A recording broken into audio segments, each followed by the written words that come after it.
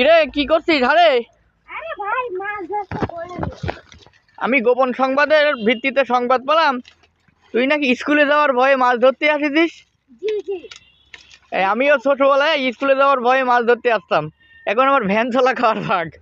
আমার বাজার আমার বড় ভাই গেছে। তোর বদলে তোর বড় ভাই গেলি হবি না?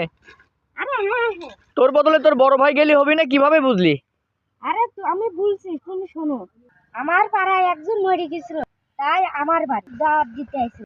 ভুলে গেল বাড়ির একজন বড় ছেলে গেলেই হবে, তারপরে তিন জানে বড় ছেলে গেলেই হয়। আমি শুনলাম তোর নাকি অসুখ হয়েছিল, তোর বাপ বললো, তাই ডাক্তারের কাছ থেকে ওষুধ আনি তোর বড় ভাগ খাওয়াইছিল আর তোর অসুখ সারি গেছিল। কথাটা কি সত্যি?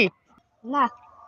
তাহলে অসুখ যদি তোর অসুখ, তোর বড় ভাই ওষুধ খালি না সারে, তে তুই যে স্কুলে না যায় তোর বড় ভাই গেলি, তোর পড়াশোনা হবি কেমন করি? কথাটা ঠিক, আমি তো আগে বুঝতে পারিনি। ক্ষমা পাচ্ছি আপনার। আচ্ছা ক্ষমা করে দিলাম এবারকার মতো।